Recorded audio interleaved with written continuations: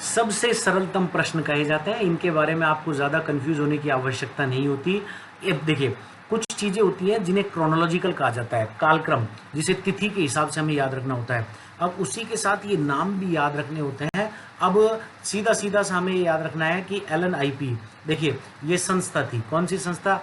भारत की सर्वप्रथम ऐसी प्राइम इंस्टीट्यूट। इससे पहले भी शारीरिक शिक्षा के कॉलेज खुल चुके थे, लेकिन व्यवस्थित तरीके से YMCA के बाद जहां पर डिग्री कोर्सेज शुरू किए गए, YMCA डिग्री कोर्स शुरू नहीं कर पाया था।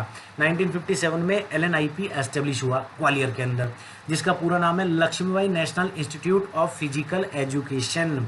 अब ये इंपॉर्टेंट क्यों हो जाता है? शुरुआत में यह LNIP नहीं था, यह LNCPE के नाम से था, Lakshmibai national college of physical education. कालांतर में 73-74 में इसे इंस्टीट्यूट का दर्जा दिया गया। इंस्टीट्यूट अपने आप में एक ऑटोनोमस बॉडी होती है जिसके पास वित्तीय संसाधनों की कमी नहीं रहती और वह अपना रिसर्च संबंधी कार्य ज़्यादा कर सकता है, इसलिए इसे इंस्टीट्यूट का दर्जा दिया गया। केंद्र सरकार भी पैसा दे, राज्य सरकार भी पैसा दे।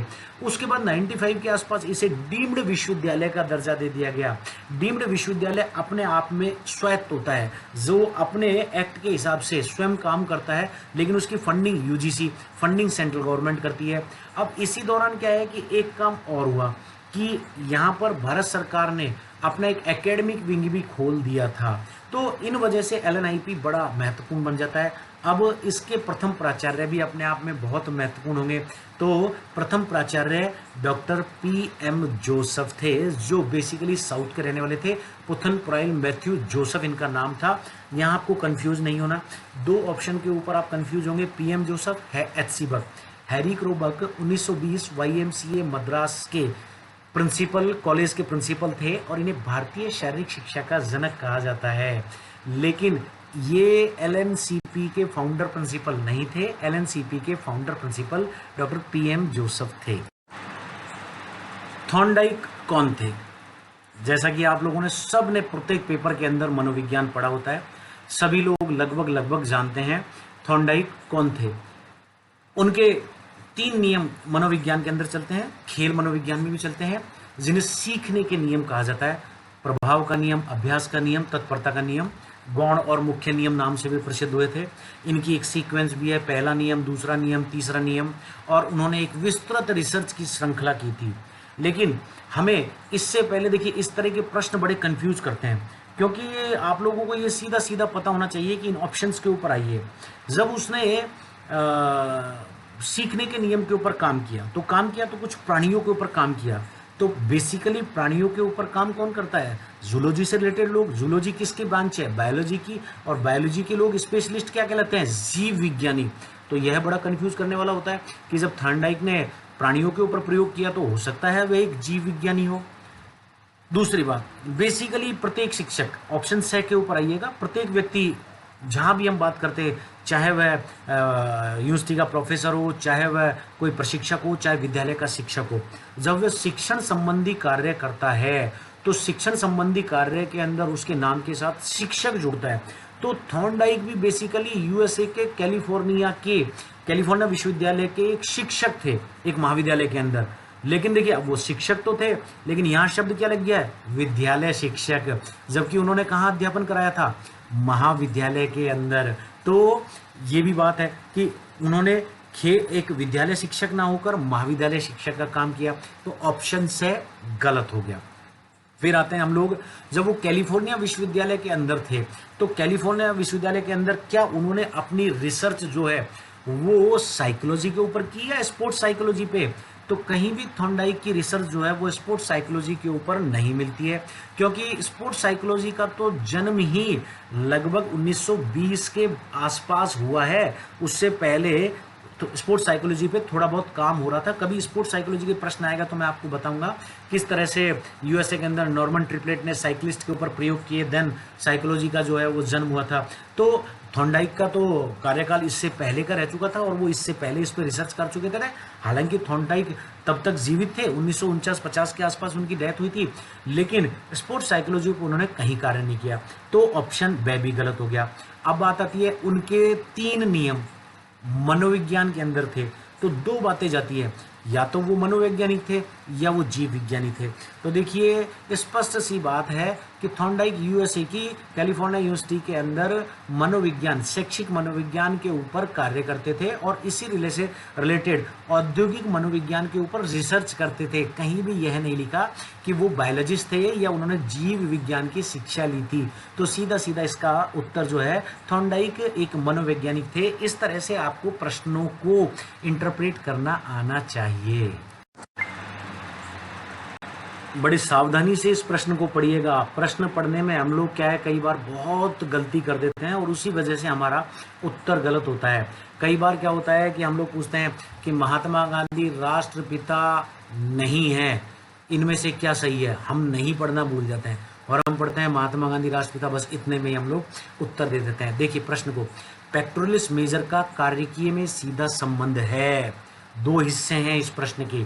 पेक्टोरलिस मेजर एक मांसपेशी है और मांसपेशी किन्सियोलॉजी के अंदर भी आती है, मूवमेंट्स वहाँ पढ़ते हैं, लेकिन उनकी लोकेशन जो है, मांसपेशियों की लोकेशन और एक्शन हम किन्सियोलॉजी में पढ़ते हैं, लेकिन मांसपेशियों का एक्चुअल जो वर्क है वो हम लोग फिजियोलॉजी के अंदर पढ़ते हैं, टाइप्स फिजियोलॉजी के अंदर पढ़ते हैं।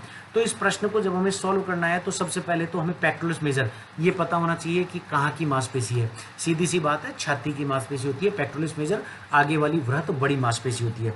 ये स्पष्ट हो गया। फिर ये कह रहा है कार्यकी में सीधा संबंध है।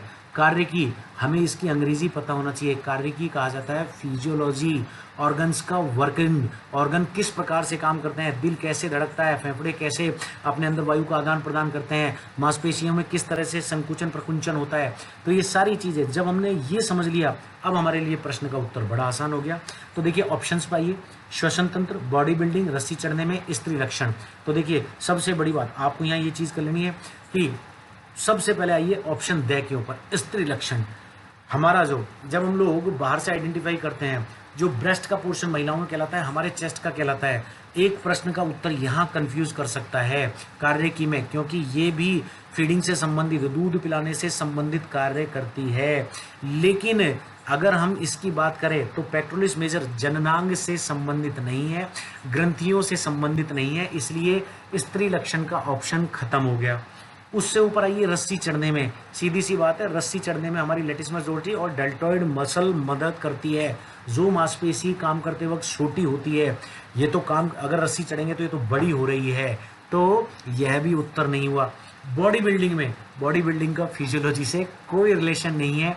श्वसन तंत्र में आज की डेट में सबसे ज़्यादा, देखिए कई बार ये क्या होता है, पेक्टोरलिस मेजर जो है छोटी हो जाती है। छोटी हो जाती है तो इसे हम लोग राउंड शोल्डर की बीमारी कहते हैं, गोलाकार कंधे कहते हैं। अब जिनके पेक्टोरलिस मेजर छोटी होती हैं, गोलाकार कंधे छोटे होने से हमारे जिसे थोरेसिक केस कहा जाता है, वक्षीय गुहा, उन वक्षीय गुहा जिसमें फेफड़े रखे होते हैं उसका आयतन कम हो जाता है।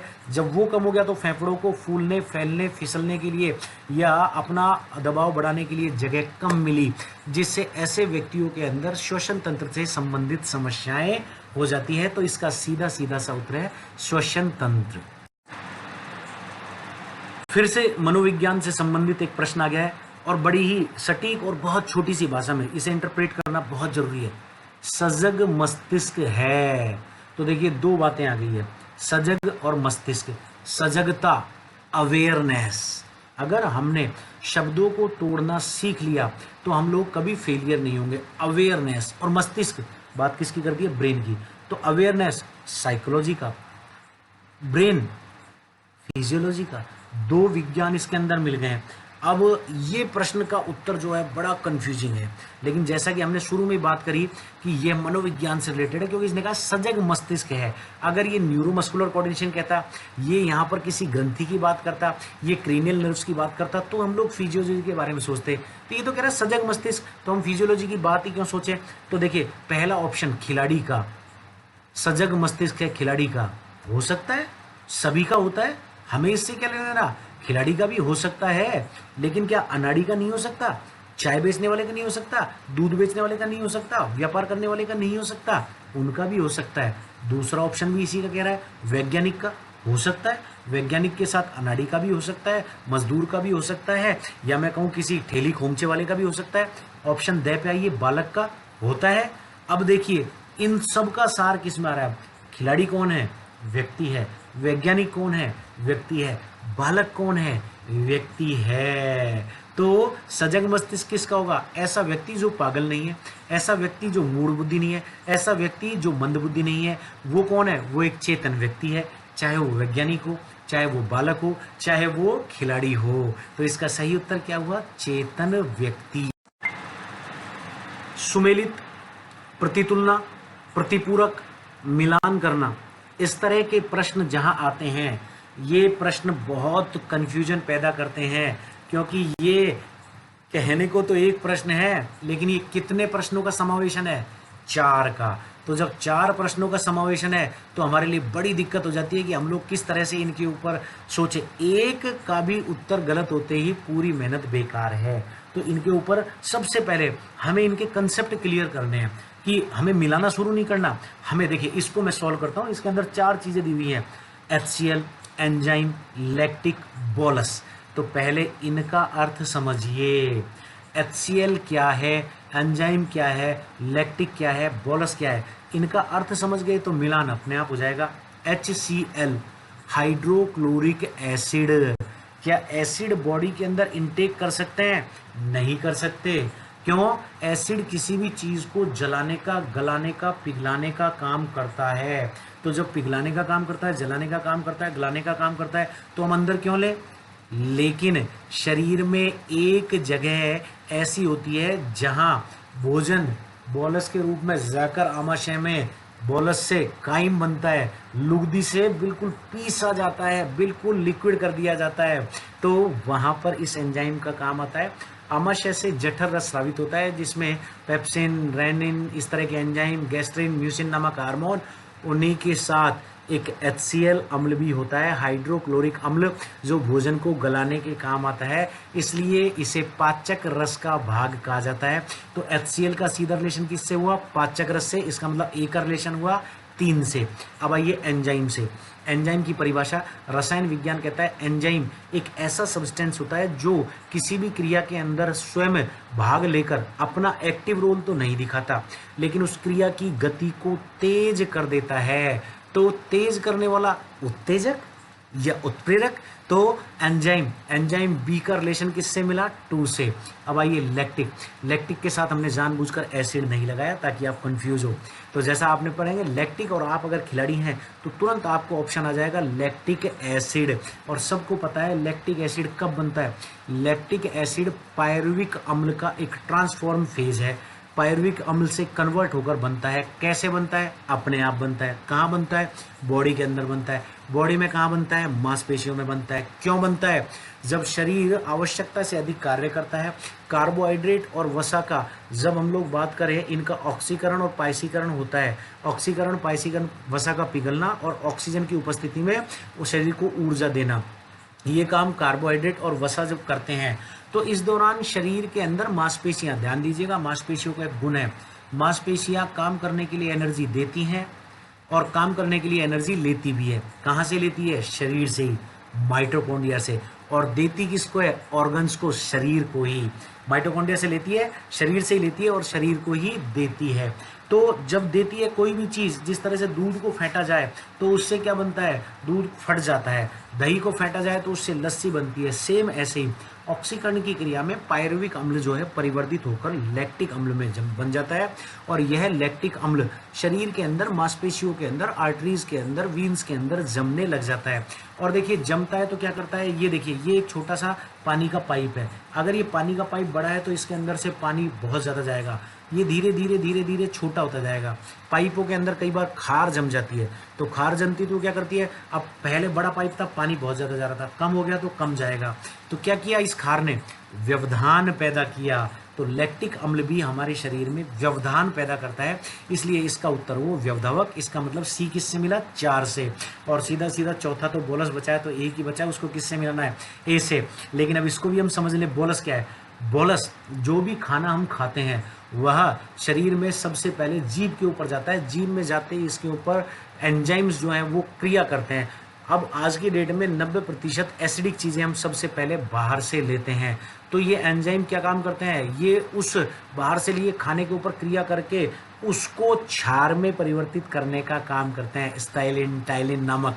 तो ये जब उसके ऊपर काम करते हैं तो वो क्या करते हैं, उस अम्ल को क्षार में बदलते हैं। तो जब हमने भोजन लिया तो उस क्षार में बदला, तो उस भोजन से देखो वो लिसलिसा या चिपचिपा सा हो जाता है, लुगदी बन जाता है। उस लुगदी को ही बोलस कहा जाता है, जो क्षार युक्त होती है। तो डी का ऑप्शन क्या हुआ, एक आपका डी एक से मिला। डी मतलब क्षार से, बोलस क्या होता है, क्षारीय उपक्रम होता है। आप लोगों के बीच में इसी तरह से प्रश्नों के उत्तर लाता रहूंगा। प्रश्न पत्र जो सॉल्व किए उनके वीडियो लेक्चर आशा करता हूँ आप सभी लोग संतुष्ट होंगे। लेक्चर्स को ज़्यादा से ज़्यादा शेयर कीजिए। बहुत बहुत धन्यवाद।